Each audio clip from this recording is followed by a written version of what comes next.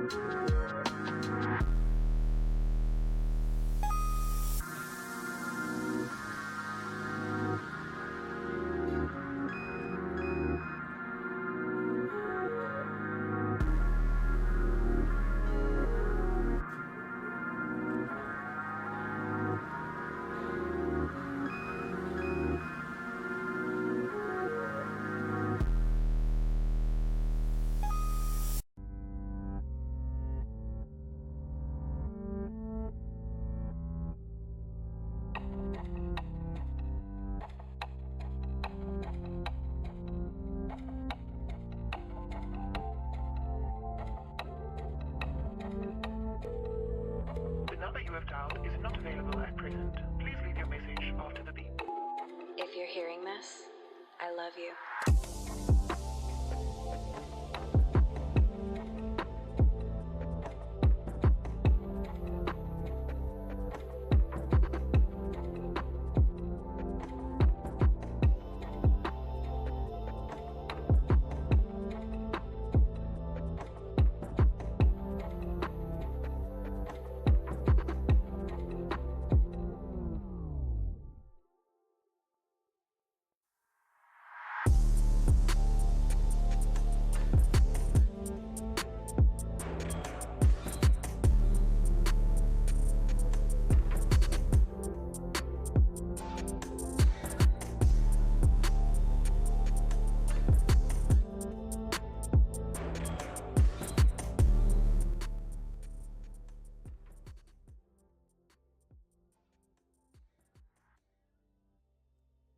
Welcome to Tea Time with Sweetapple.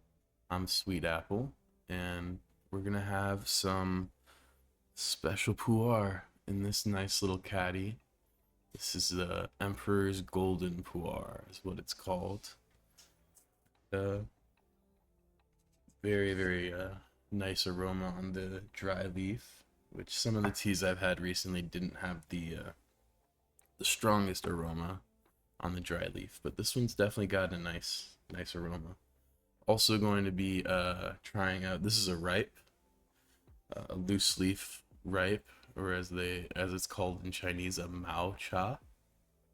And I'm going to be trying it in this Yixing today because our tea friend Earl suggested that I switch my pairings on my Yixing, so I'm going to do that. I'm going to try out the ripe and the zini, and maybe later I'll have some raw pu'er and give that a shot in my Juni. But anyway, I'm gonna start getting this measured out. Ooh, hot. See if I can do it without burning my hand.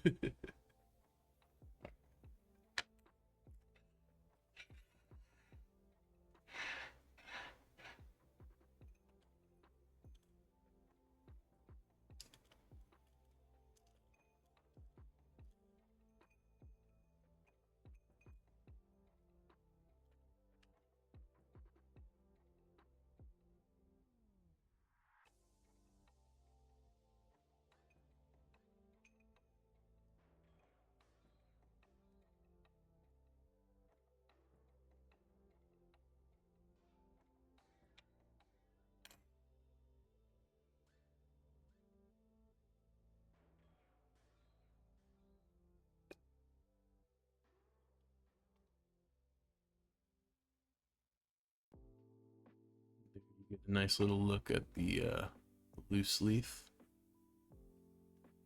Let me actually see if I can do a little zoomy zoom for you. Yeah, there we go. Nice little macro. All right.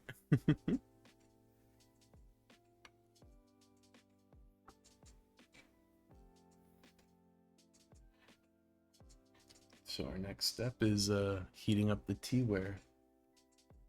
Go on with that.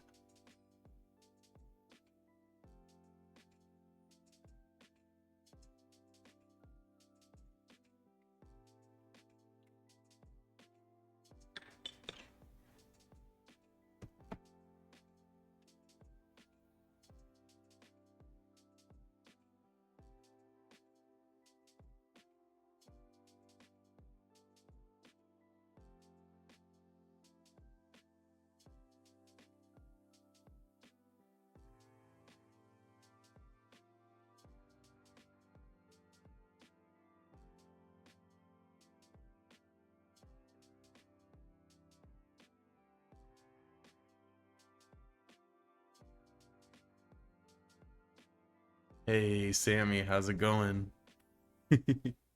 Glad to see you.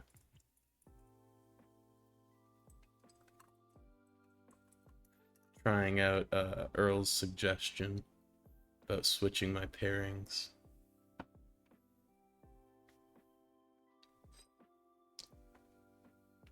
It's a nice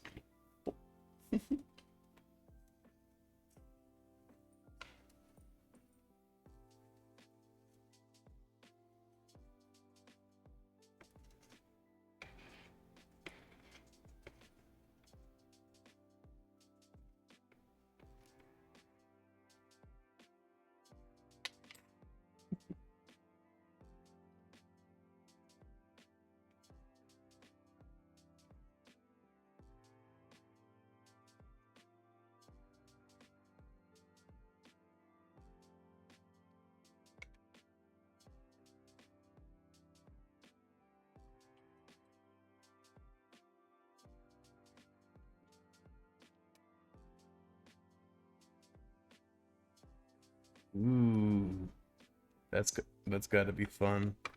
It's always so rewarding when you get to rock through a new song, especially if you've been working on it for a while. My day is just getting started. I just woke up not all that long ago, and so I'm gonna have some tea, do some video edits, and then I'll probably work on some music. I set up a beat folder the other day. I got like I think 4 or 5 beats that I reserved that I'm gonna try to make some songs to.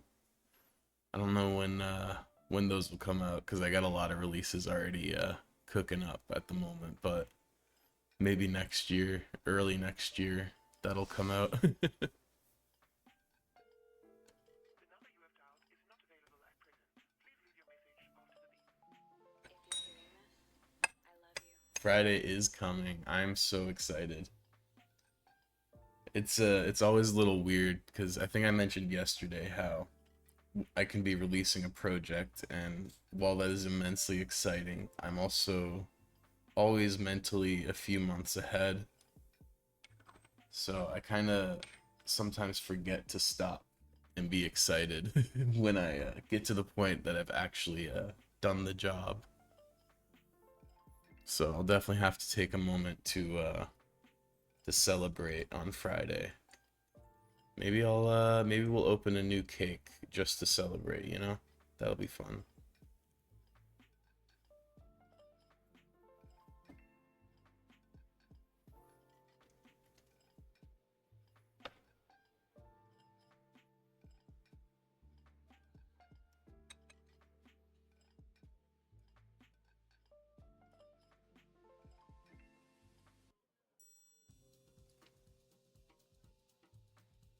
I really love the color of the soup for this tea.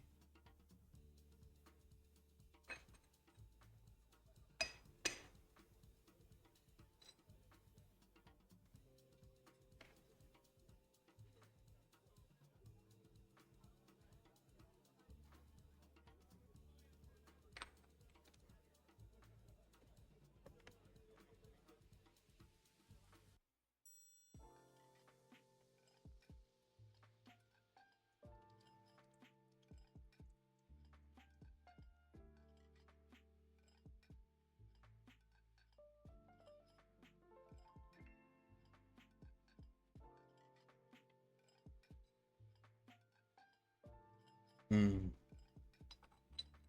definitely got that dark chocolate note that you get from a lot of pu'er, especially ripes.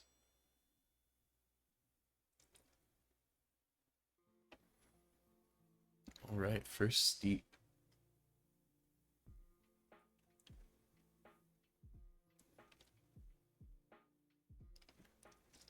number you have dialed is not available at present. Please leave your message after the beep. If you're hearing this,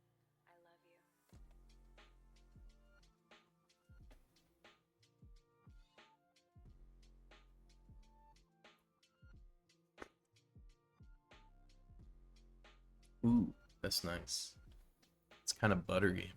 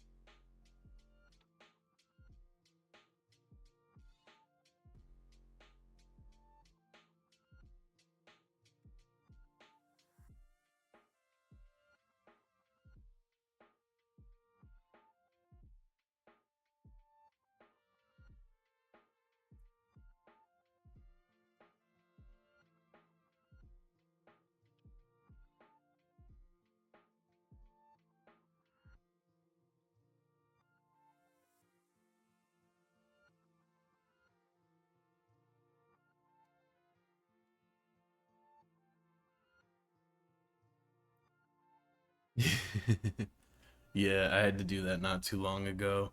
Uh, I had to clean this bad boy right here because it had developed quite a thick layer of tea oils on it. So even if I poured just straight up water into it, it kind of had this golden color to it. So I know what you mean. I probably should clean the tray, the like base of my tray as well. Actually, it's not a bad idea. What do you use to clean? I just like to use baking soda. Like I put a little bit, like enough to make a paste, basically, with a teeny bit of water. It seems to work really well for me. Yeah, baking soda. It's cheap, it's readily available, and it works real well. Yeah, exactly.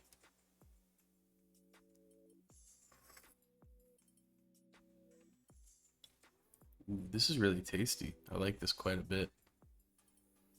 I definitely think Earl was right. No surprise, but I'm getting a lot more of the nuance of this tea. So I definitely think I'm gonna stick to swapping these pairings.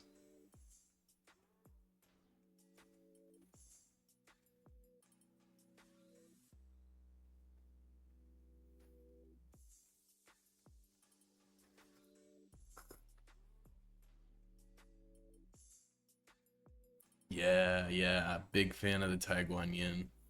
I uh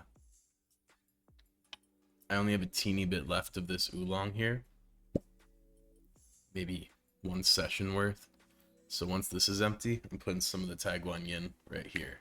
So it gets to live on my desk, ready to go at any moment, because that stuff is amazing. Yeah, the aroma is especially just unbelievable. So yeah, big fan. I'm definitely gonna have to get more, do some more experimenting in that genre of tea.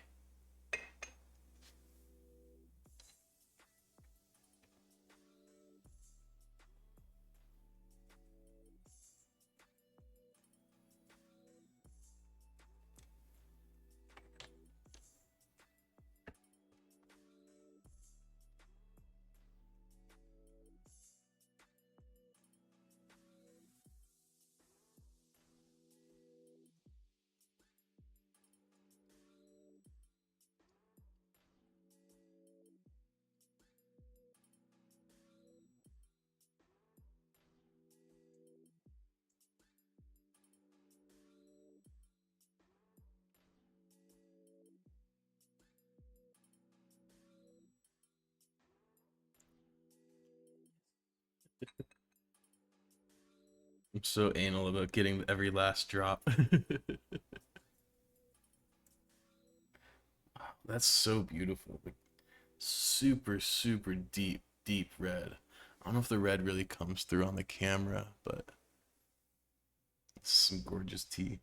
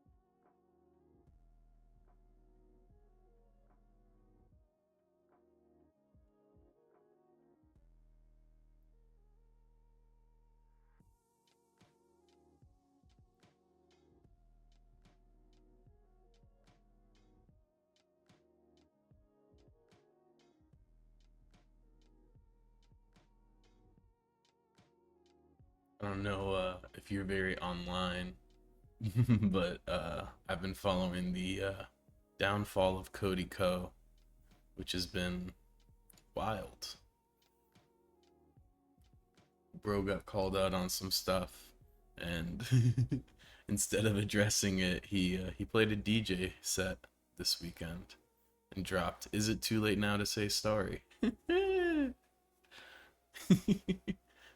So it's been really funny, kind of scrolling Reddit, reading people's terminally online analysis.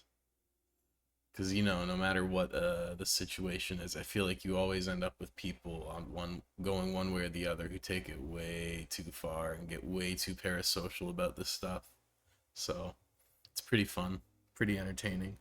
Though, of course, the actual like reason he's been canceled is not good, not good at all. If you're hearing this, I love you.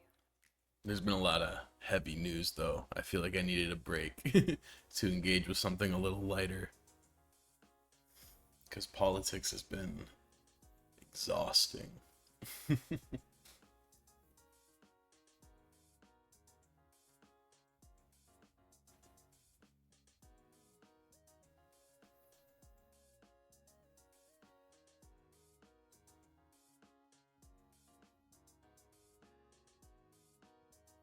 Although, something funny in politics is Elon Musk convincing Trump to make JD Vance his running mate.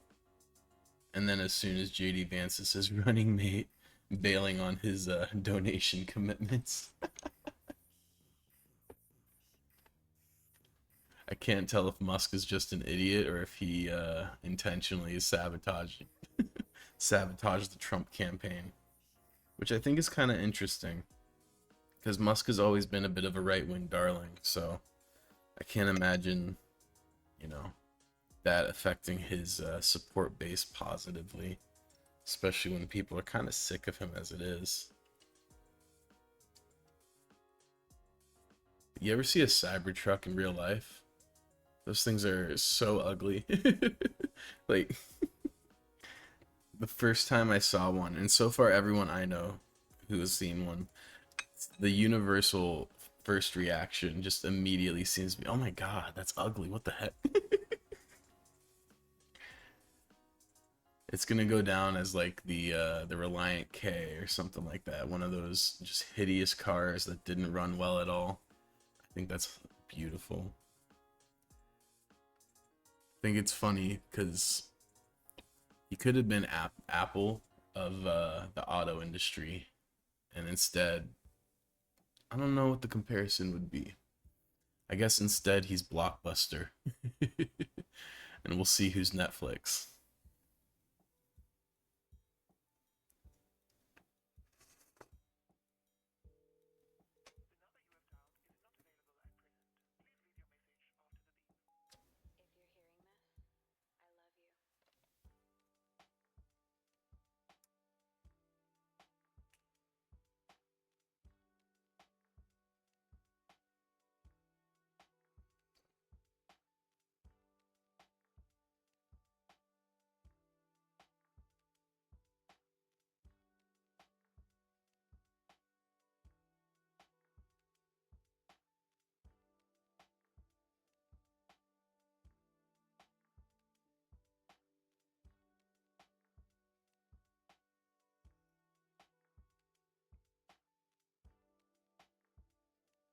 You know the one thing I can't stand about Teslas? I've only been in one a couple of times, but those handles are so awkward and unintuitive and just ugh, it's awful. Because the only times I've been in a Tesla is when I'm getting picked up from the airport. So I got all these bags and everything, and then you gotta try to get this stupid handle to like pop out of the door, and then you gotta like get to the other side without it falling back in. And you've only got one hand because you're holding all your junk, so then you gotta like, yeah, nah, terrible, terrible design on that door handle. It looks nice being flush like that, but functionally speaking, it's a terrible design.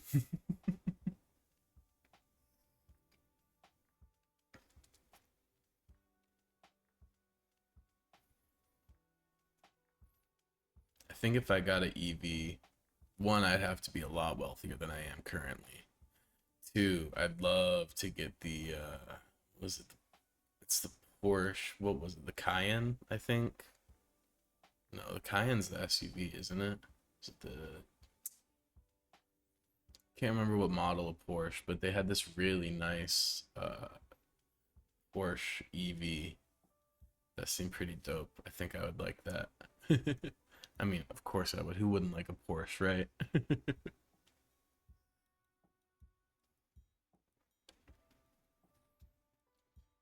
I think what's going to be sick is that we've got self-balancing scooters and e-bikes that can have independent drive on each wheel. So we really are getting closer to being able to Akira slide on a motorcycle every day. Because on a regular motorcycle, it's impossible. You can't slide sideways like that on a motorcycle. But with an EV motorcycle that's self-balancing and has independent drive for each wheel, we might be onto something, you know? I think we can do it. So if you ever see a news article about some dude in California splattering himself on the pavement trying to do an Akira slide on an EV, you know who it was.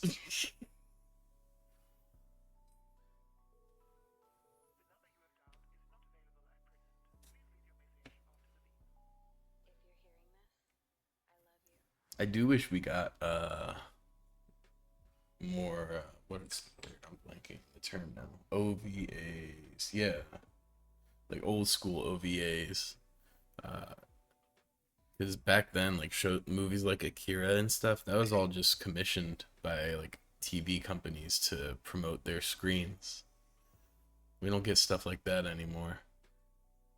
But that would be dope. I think we need more media made just to show off technology, show off the capabilities of what's possible.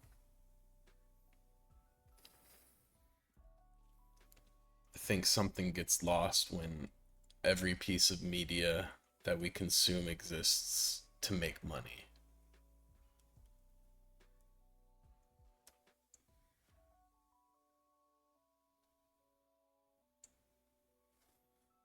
See, you say that, but in terms of performance, the upper limit that an EV can have is so much higher than what a diesel or gas engine could ever provide.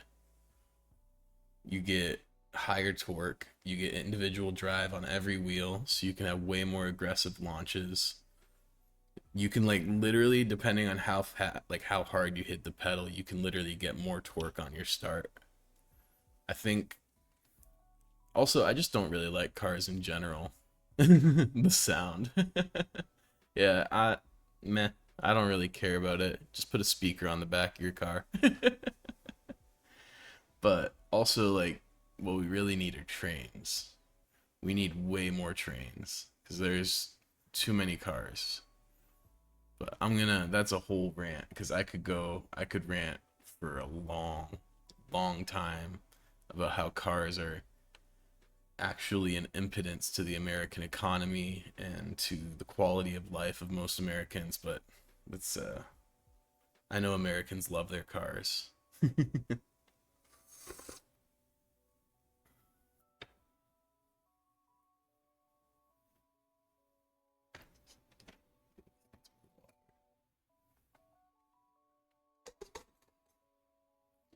Sick.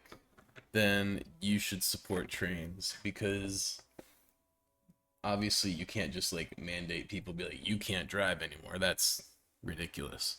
But I think if we offered people robust public transit, the roads would be less cluttered, which would make it a lot safer. And also, the thing with cars, one sec.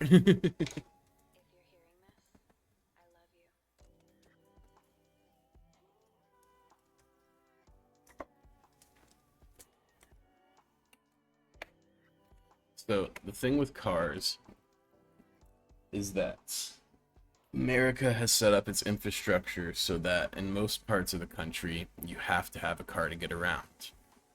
Cars are expensive. Once you have one, they're expensive to maintain. You know, you got insurance, you got taxes to pay on that. You've got to maintain it with like repair. And if you don't have a home, you're not a homeowner, you probably don't have a space that you can work on it, which means you're stuck going to auto shops and paying people to work on it for you, which again becomes substantially more expensive.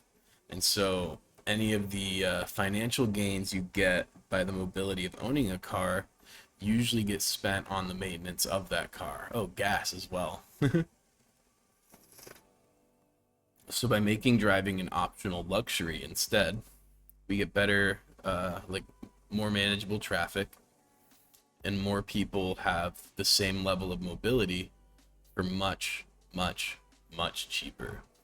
Like when I lived in Seattle, and the public transit in Seattle is not good for the record, but it's better than most places in the US.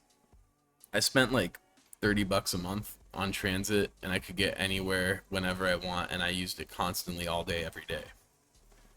Compare that to one tank of gas that I spend like $50 on a tank of gas. So for one tank of gas, you get an entire month of transit. Also, how dope would it be to have high speed rail and you could just like go cross country in a day for like $100? That would be so dope. Plus, trains are way more spacious than planes. Like, you go on a train, you can get a whole like sleeper suite, but like Japan walking so much better. Exactly. Yes. Walkable cities, like anybody who's like a die-hard car defender has never lived in a walkable city. Because as soon as you spend a significant amount of time somewhere where you can just walk places or take a train and then walk, there's no going back. It's so much better. Like, it's so empowering to just be able to be like, oh, I want to do this. I'm just gonna go. You don't have to like figure out logistics. Like, it's beautiful. I love it, and it also just makes you feel more a part of the community. Like, oh yeah, I long for walkable cities. I think that's why. Fingers crossed. When my girlfriend finishes her degree, I'd love to move back to Canada and specifically like the greater Toronto area if we can afford it and if like the jobs work out for her out there. Because one, I would be able to file disability and get state support that way. But also, I I just like being somewhere that I can just hop on a train, like go to a hockey game or a concert, get a little like turn and not have to worry about driving back. I can just walk to the train station, take the train home. It's so much better. And it's safer, it's cheaper. Trains for life. I'm a diehard train fanboy. Not to mention the boom to the economy a massive national project like that would bring. Like, think about the highway project and the way that helped boomers after World War II.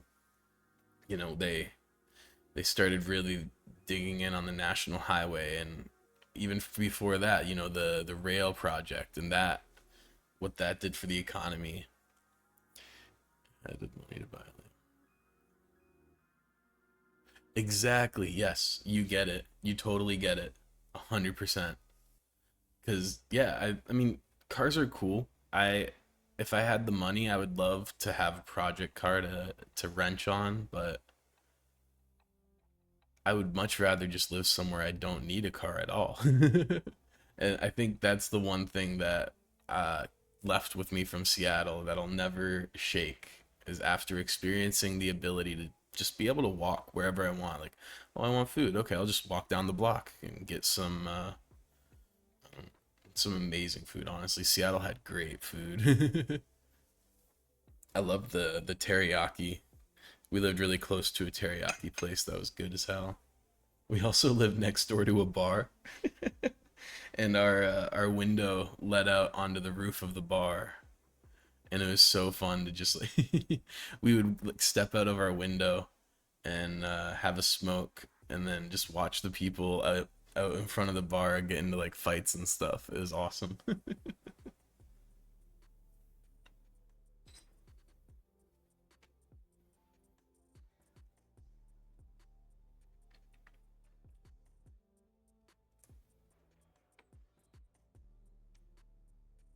I think the thing that blew my mind though about Seattle is that there's an enormous Asian population and tons of amazing Asian restaurants with like super authentic food. Like there was this incredible Szechuan restaurant that we went to once while we were there. But the one thing I could not find in Seattle is good ramen. Like they're just I tried a bunch of spots and I did not like any of them. Singapore too has very good public transport. Yeah, I feel like a lot of Asian countries are on the ball when it comes to that. I think it's Western countries are really behind. They went all in on the automobile and are paying the price for that. Whereas, Japan, Singapore, China, they've invested massively into train infrastructure instead. And yeah, they made the right call. Because again, like trains can move hundreds of thousands of people at one time. Car can move like four, five, and they take up so much space. Like half of the property of my apartment complex is just space for cars to sit. This place could house double the amount of people if there wasn't a parking lot. And then there's the whole like minimum requirement laws for parking lots that require cities to look the way they do in the US, which is to say depressing concrete jungles. It's it's a very multi-layered issue. I don't think a lot of people realize how how deeply biasing to car infrastructure affects life in the US. But that that's a massive change. I think that a lot of people would get on board with if they had it explained to them well. That I don't think a lot of people are really thinking about. Especially like with automobile manufacturing being such a massive political talking point in the last like decade or so. About, oh, we got to bring back Detroit's automobile industry. We got to manufacture cars in the US. And it's like, but what if we didn't and we just got trains instead? Got people a bunch of really good union jobs with great benefits to build the infrastructure, employ a bunch of people. Like I don't know. I think we could push society forward that way.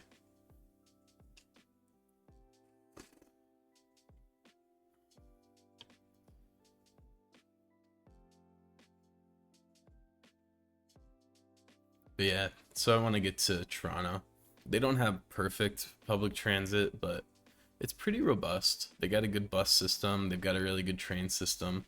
The train system actually goes really far out into the suburbs of Toronto, which is pretty surprising to me, honestly. So that would be dope. Plus, yes, the money for Pu'er tea farms. Exactly. Use all the money for Pu'er tea. I think about that a lot. How sad I am that there's not really high quality tea manufacturing or farming going on in the U.S. It'd be really interesting to see a North American take on traditional Chinese tea, like right from the inception of farming to the processing. It, I just wonder how a different cultural context and of course the terroir of the region would affect tea if it would be any good. I know there's a huge plot in I think North Carolina that grows tea, um, but it just gets used to make bag tea. It's such a waste.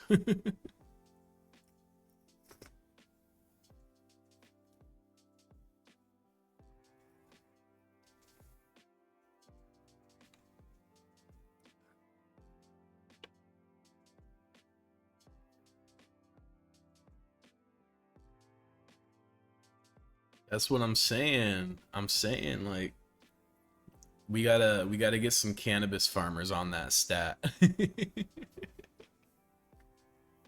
Also, actually, I did have the idea is I wonder if you could splice together a tea tree with a cannabis plant. I'm no botanist, so I don't know the viability of that at all, but THC, like TEAHC would be a hell of a product. That would probably be wicked strong, honestly. All the terpenes in the tea, plus the THC, plus the L-theanine and the caffeine. That would be, oof, that'd be pretty peak. Talk about some strong chi. Speaking of strong chi, I'm definitely feeling this tea. It's got me feeling. I was a little sluggish at the start of the stream, and I'm definitely feeling more talkative and giggly. Dash of shrooms.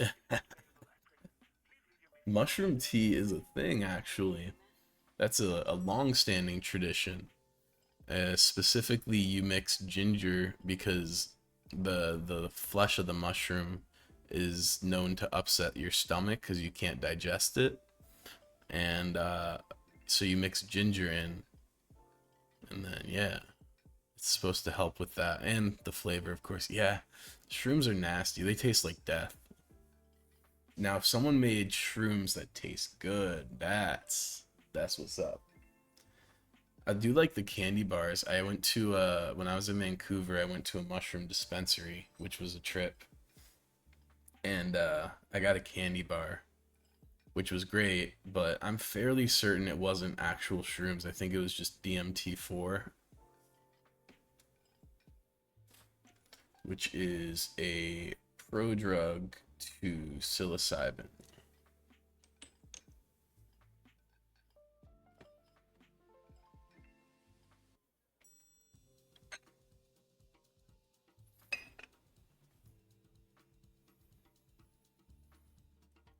I'm gonna let this steep a little longer.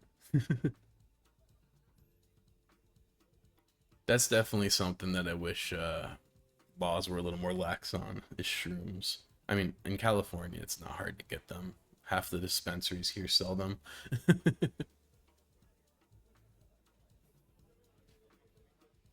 But it would be dope if it was a little more low key.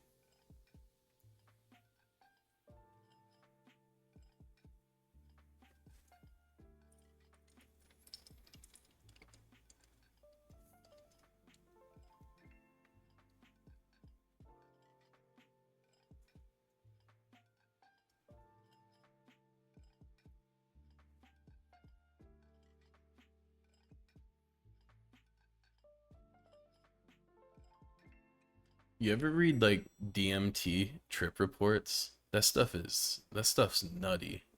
I've never experienced that substance myself, but it's it's a little eerie, honestly, the way that people have sort of parallel experiences where independent of one another, never having interacted or never really having read anything about DMT, they they have such similar experiences and they'll meet entities that are the same entity, and even at times they'll receive information from the entities that only the other person knew.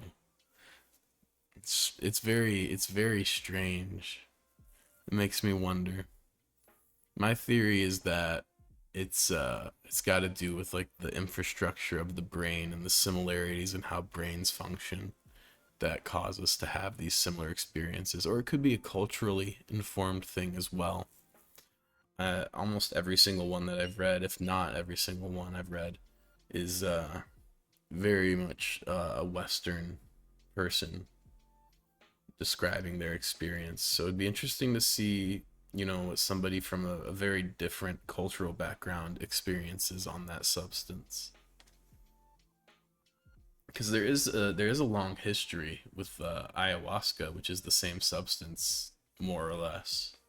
Um, just yeah, So I wonder if there's any books I can find about ayahuasca shamans and what they describe when people take that substance. But there's this anyway, there's this website. It's called the Hyperspace Lexicon, if I'm remembering correctly, where people have been like cataloging their experiences, and it's pretty trippy. It's got like backrooms or SCP energy, except nonfiction, and it's all about people just tripping balls.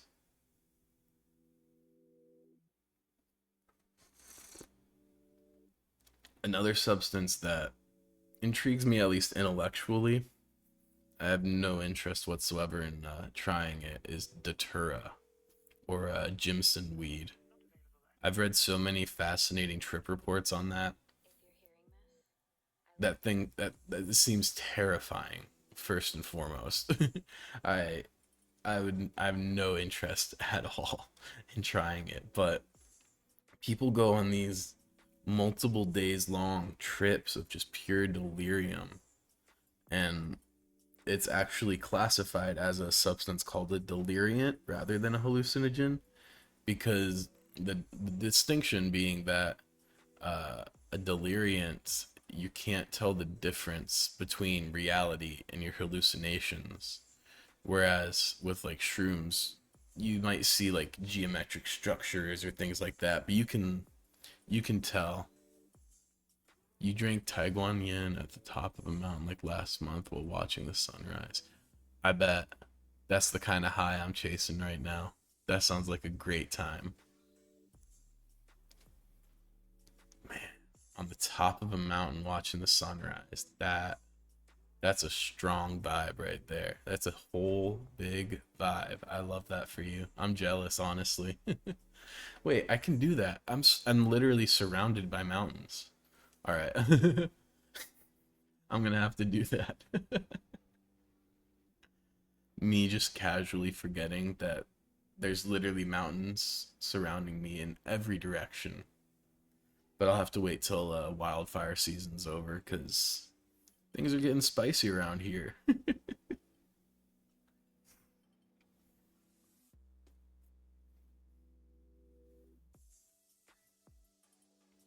It's finally one that's it's close enough. I got the notification from Facebook to be like, mark yourself safe from such and such wildfire. I was like, I'm fine.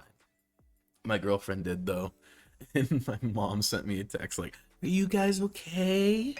Yeah, we're fine. I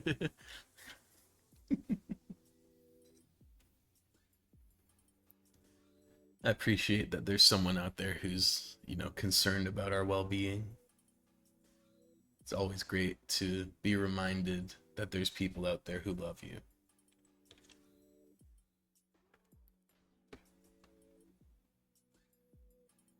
What's not great is the state being on fire. That's not so good. Not a fan of that.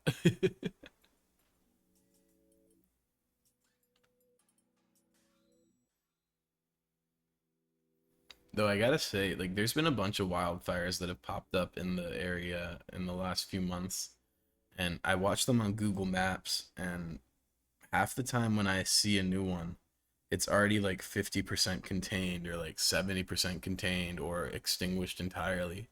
So, massive shout out to the firefighters who are incredibly badass and awesome and cool for doing the thing. Like, they're really out here doing it and literally fighting fire and winning. And that's cool.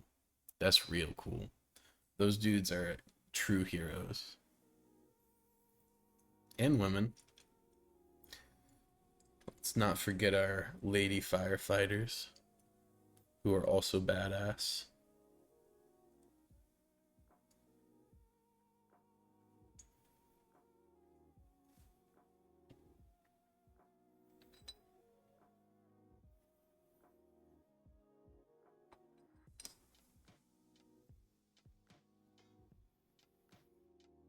Especially because, like, fighting wildfires has just massive ramifications on your health. there's so many horror stories about the lung damage that accompanies that.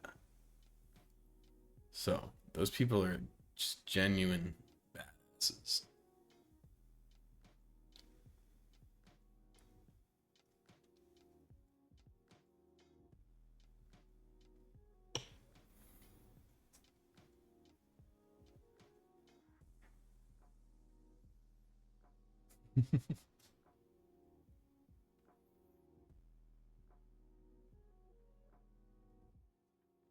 I did hear that a lot of them are convicts, and they're doing it to like get their sentence shortened or something along those lines. Is like it's an alternative to prison, basically, which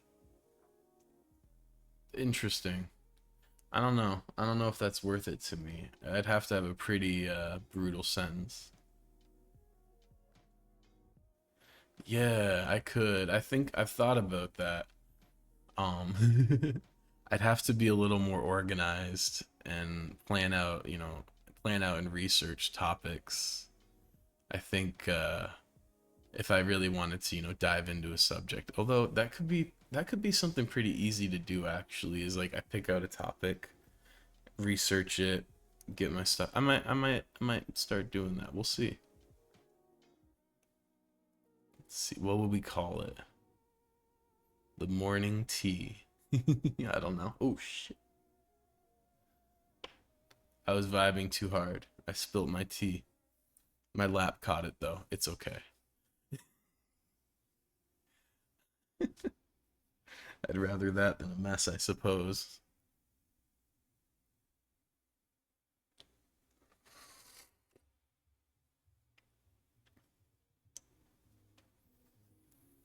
I don't know if you're a sports fan, but I've been itching, longing, waiting, pining for hockey to return because summer be dry.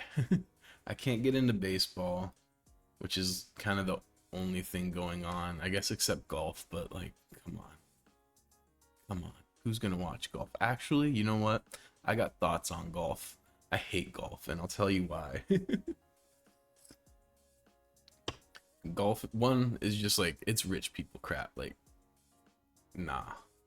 Two, the amount of green space that gets used up for these stupid golf courses to be used by like 100 people in massive communities of thousands and thousands of people when there are almost no green spaces in the US. Yes. Because, like, we could have parks, we could have public spaces, we could have third places. I'm a big fan of third places. We need so many more of those. And golf courses specifically take people and rob them of, they specifically rob people of that opportunity. There's like all these houses on the hill up here, the cliche California house on the hill, all the McMansions, and the only parks in my town are within that gated community. But we got golf courses. You bet your sweet bippy we do. California may be in a drought, but we ain't gonna miss out on our golf. No, no, no. That's another factor, is all the water that gets wasted to maintain these golf courses, like the greens, is ridiculous. Yeah, golf is a tremendously wasteful sport, and I only think rich people would be sad if it disappeared. I don't think any normal person would care. And I think that's a win also. Like anytime you can make rich people sad, I think that's a win for everyone. If you're hearing this, I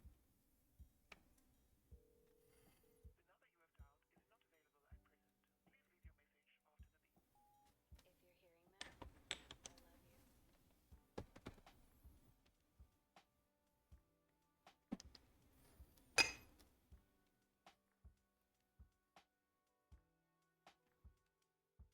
This is starting to taste a little brewed out, so I'm gonna let this go for a long time.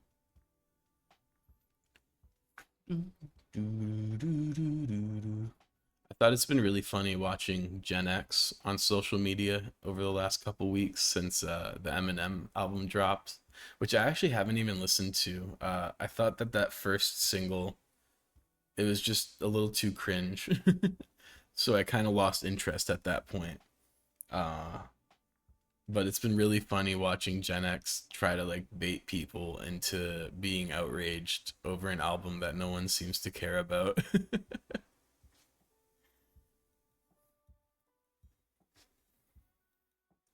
Gen X is funny.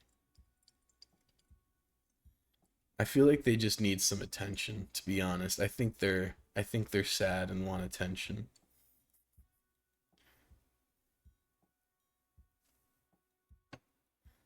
which I get. Our society is not well interconnected. We don't have third places like I was talking about. Pretty much the only, off the top of my head, the only third places that are still widely prevalent in the US are libraries. Because there's massive stretches of communities that don't have parks, but pretty like most every town or city at least has a library. But pretty much everything else you got to pay to get into. We need more common spaces for community to happen. If I ever get rich, I'm building a whole like community center where people can take classes to learn different skills and stuff, or like engage in expensive hobbies they couldn't normally afford, like CNC milling and 3D printing and stuff like that. I want to I want to create third places if I get rich. I also want to build nonprofit grocery stores where like everything is run at cost. You source all your ingredients locally. You source only like you only sell local products, and you take the cost of the product, you take the cost of your employees' wages and benefits, you work all that into the prices, and you sell things at a way that it's you just breaking even, you know? And then any like extra profit that you do generate, you can just donate to charity or whatever, to a food bank. And that way people my theory is that by cutting out the middlemen, by modeling the grocery store as a nonprofit where you're just covering the cost of operation instead of trying to make money off of the sales, you would be able to create a grocery store that creates jobs that pay well and take care of people and give them good benefits, but also give people access to high quality, affordable groceries.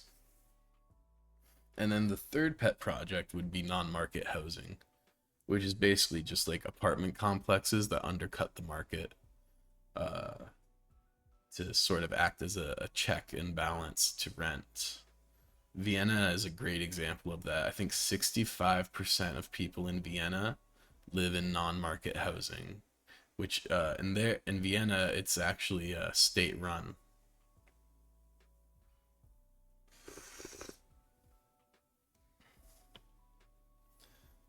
And yeah, they basically just use it as a balance so that one, the people who are like buying houses or renting luxury apartments in Vienna are the most wealthy members of society. So, you know, the industry is free to cater to them, which they generally will anyway, but it creates a protection for the rest of us, because that's kind of the problem with what's going on in the US with housing and in Canada is the profit margins on housing are terrible for when you're a builder, when you build houses.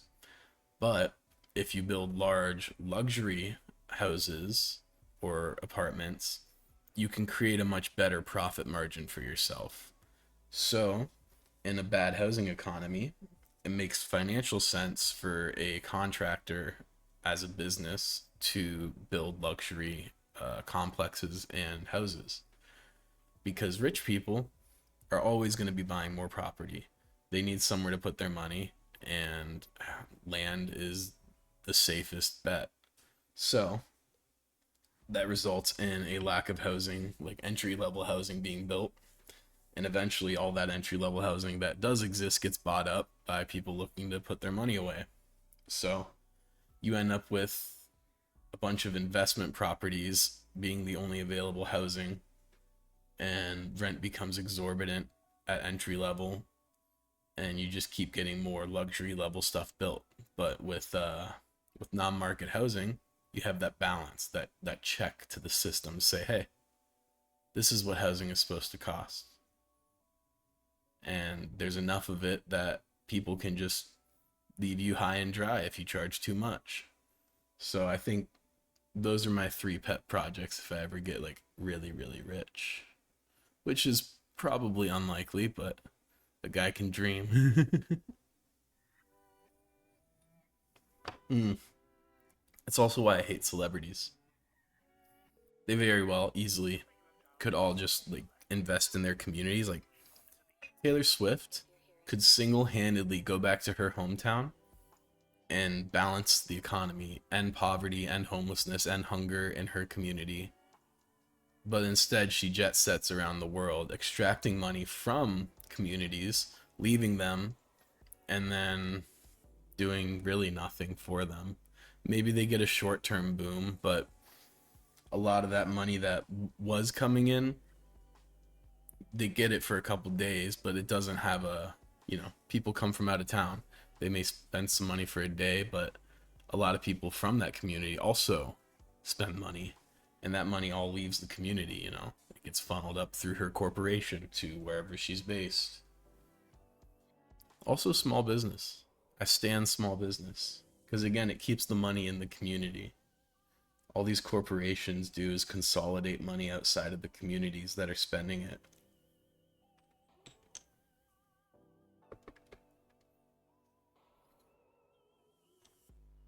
So I think that it's important to support small business, but I feel like celebrities could do so much better, and like they love to yap and tell us what to think and be like, "Oh, you got to do this. You got to vote for this person. You got to support this policy." It's like, all right, sure.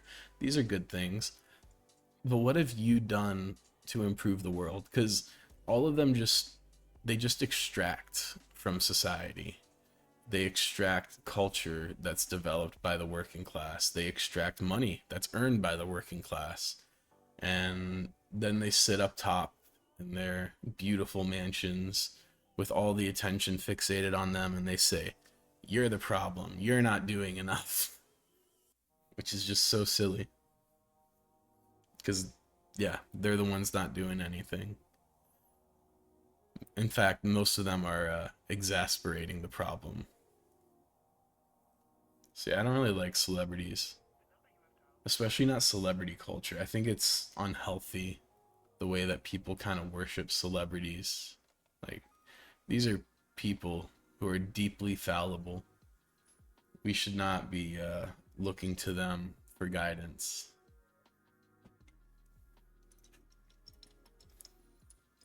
I'd love to build up an artist collective that creates a cultural movement wherever I'm living and uplifts a bunch of artists and just kind of takes that money and perpetually reinvests it into the community to make more artists and more culture, to then take more money and reinvest into the community to better the community, who's then more able to support the arts, and so on and so forth.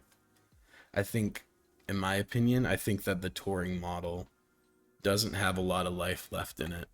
It's become incredibly expensive and increasingly unsustainable. You gotta fly around creating massive pollution to have profitable tour schedules now. And that's not sustainable. People are gonna grow increasingly outraged at that, and it's gonna become increasingly expensive as well.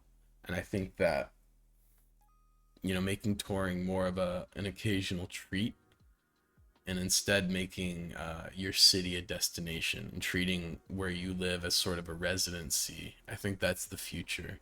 You build up your local scene and you use your influence to elevate other artists in that scene. You create a unique cultural identity that people want to come and experience. And then you're building up your community, because now people are traveling they're trying to come see your show. And because you're in one location, you can spend way less money than you would on a tour, but curate an incredible show. Like, just mind blowing. You could completely redefine what a concert experience is, because at that point, if you got the kind of money Taylor Swift does, you could build your own venue with all the custom features you want to create a unique concert experience, to leverage all the technology that exists and everything like that. And I think people would show up for that kind of thing, and it would still cost less than touring. So I think that's something like that is the future. Spilled my tea again.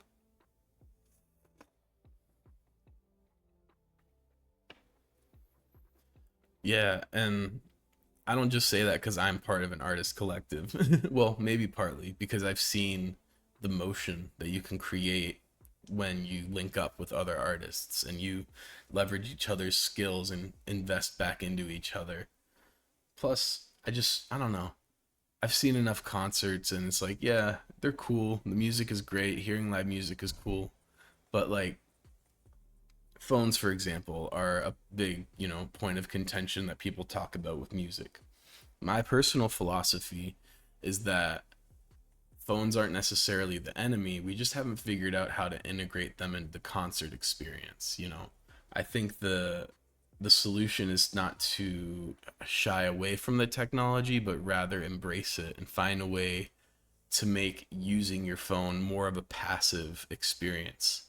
Uh, you could use things like Bluetooth and Wi-Fi tracking. Make an app where you register and say, "Hey, curate a concert reel for me," and then cameras set up throughout the venue track you, and they take shots and videos and compile that into like a highlight reel of your night automatically, or things like that, where you make the technology something that engages you deeper in the experience rather than something that pulls you out of it. Because of course, no one likes being at a concert and having to watch the concert through the screen of some person in front of you who's just like, "Oh, I gotta get this. I'm gonna get this whole concert on film," even though the sound quality is gonna be terrible. No one likes that. But you're also not gonna stop people from doing that. And as someone who's worked for Live Nation, who's been in the venues when we take people's phones away and lock them up in those yonder, was it wander? I think it was yonder bags. People don't like that. People get very mad over that. So I think that by embracing technology and creating unique venues that leverage technology, we could really level up the concert experience in a way I don't think many people are thinking about.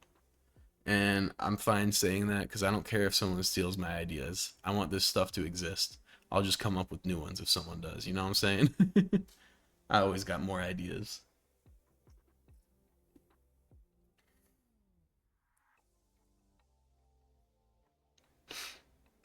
Plus, it's a model.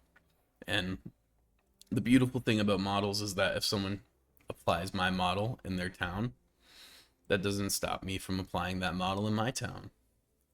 So, yeah, I'm not concerned about anyone taking my ideas. In fact, I kind of want people to take my ideas.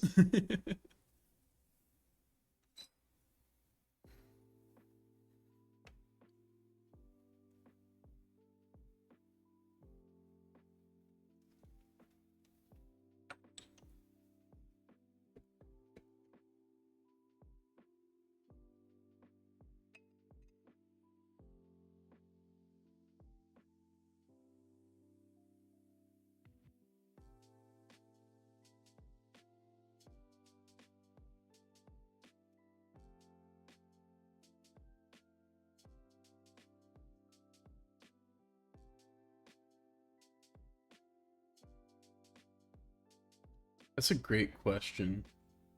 We're probably somewhere around 10. I'm really bad about counting how many steeps. I really should. I should get like a little one of those like chess move things, or some sort of clicker to count. So I can just, every time I do a steep. Actually, I bet you there's some sort of overlay that somebody has made excuse me, some sort of widget or something that I can add that would let me add a steep counter to the screen. I'll have to look into that because yeah, I'm terrible at keeping track of how many steeps. Especially once I get yapping, I just completely lose track of everything. I'm not even counting how long I'm steeping this tea at anymore. I'm just kind of purely doing it by vibes.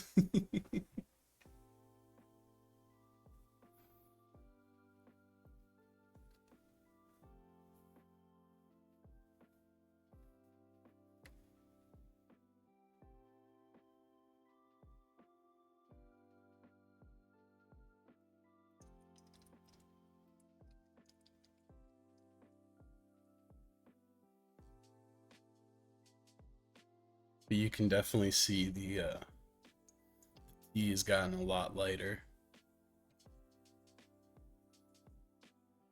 Almost looks like a black tea now.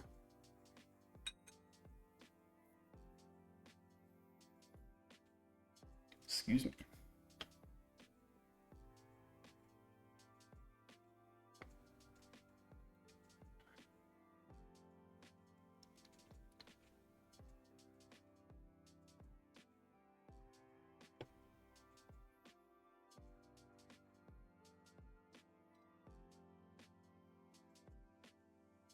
Yeah, not a whole lot of aroma left on the leaves at this point. This is probably going to be the last steep.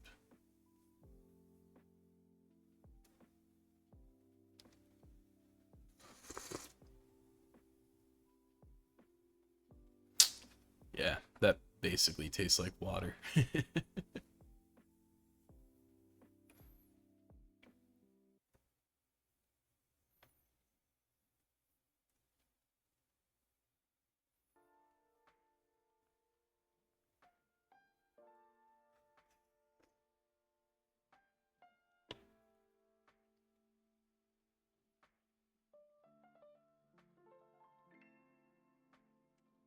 You know what I'm really surprised hasn't been adapted into an anime?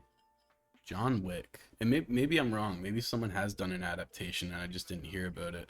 But that just seems like, they do all these. They did a Marvel collab. I think they've done a handful of Marvel collabs actually. What else? What other anime collabs have they done?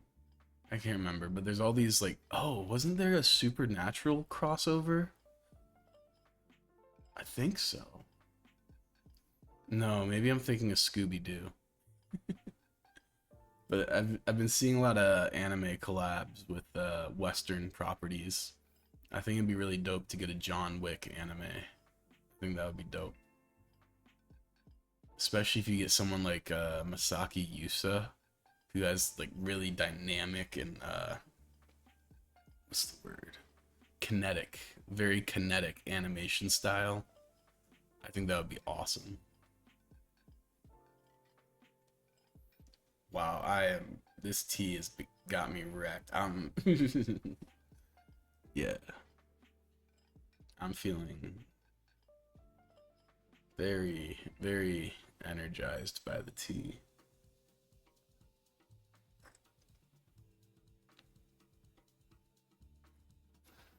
I'm thinking just one tea today.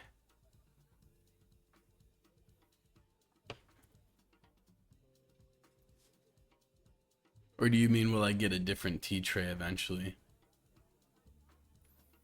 Because this one is pretty cheap. This is gets the job done, and I love it. I'd love to get a stone tea tray eventually, though. I think that would be really cool. Yeah, I'll probably buy a new one eventually. Like I said, I'd love to get a stone one. Eventually, I'd like to get a really fancy tea table with drainage integrated into it and like a bucket built in that I can just easily detach and pour out. That would be the dream. And then, hot water and what's the word? Conduction plate for my kettle. Yeah. I think about, I know Blackstone is really popular, but I'd almost like to get a lighter stone so I can really develop a patina on it and see different spots that the tea splashes the most on the tray. I think that would be really cool.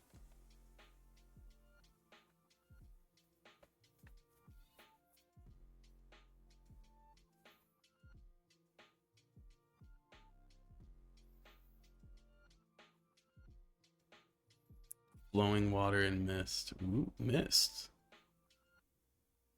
Okay. I mean, the flowing water I definitely get. I'm curious what the mist is for. Just like vibes. I'm here for that. Greenstone. That could be really interesting. It'd be obscenely expensive, but if I ever had the money for something really bougie, it'd be cool to get a Dwani tea tray. That would be one. I don't think that actually exists. I'd probably have to commission that, and two, it would be just ungodly expensive, but cool as hell. But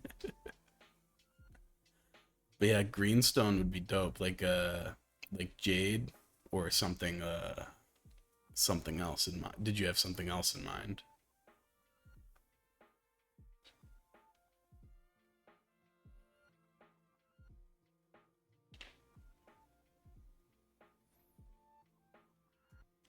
Jade could be really cool because sometimes it has all these cracks in it, and you could develop like a nice patina along the cracks, just like that one. What kind of porcelain is it that does that?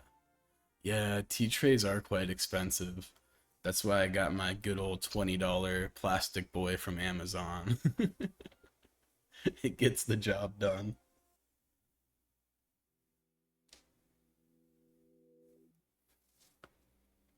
The number you have dialed is not available at present. Please leave your message after the beep. If you're hearing this,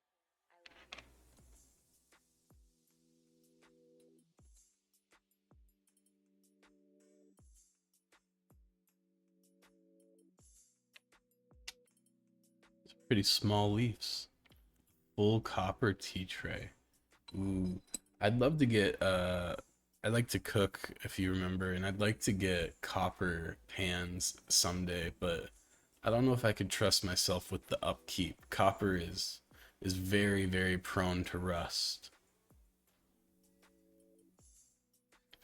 Or I don't even know if it's considered rust necessarily, but the oxidation is very real with copper.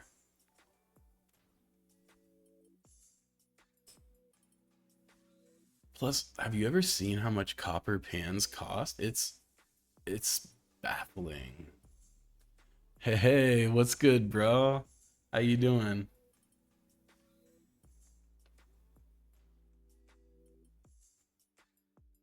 Working on something dope today? Tea was good. Just finishing up now, but I can show you what we had. This is called the Emperor's Golden Tea. It's pu'er. It's got some nice color to it. And yeah, it was really tasty. Pretty chocolatey notes, like dark chocolate notes. Nice sweetness, good mouthfeel. And then just some chatting about car infrastructure, my vision for the art world, all that good stuff. Oh, nice, nice. What you having for lunch today?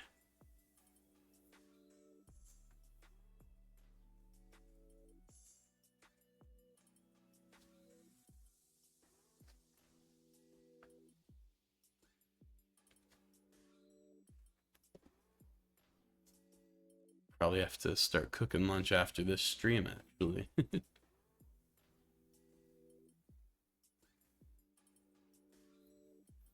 Oh, you know what though? You hopping in the chat reminds me. Uh, I pulled some beats the other day. I'm gonna be working on some new stuff, so I'll have to hit you up. We'll link up for another collab soon.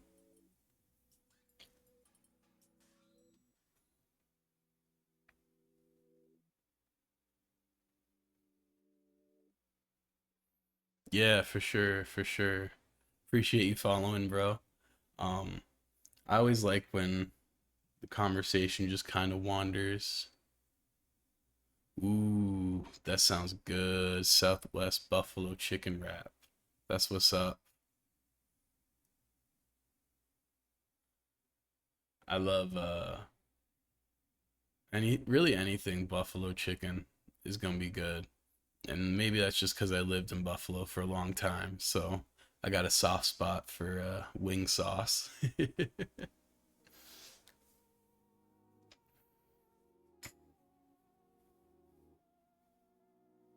Yeah, bro, for sure. I'll shoot you something. I'm planning to work on some stuff today, so I'm sure at some point this week you'll get an email from me.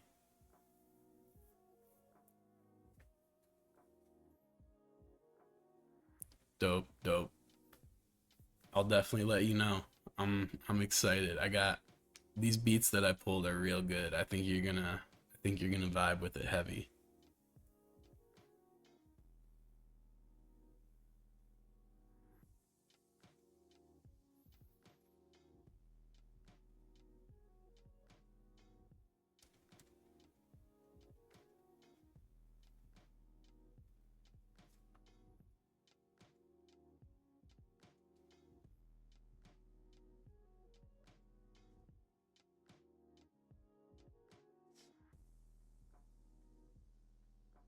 Well, anyway, I was just about to wrap up, so I do appreciate you dropping in.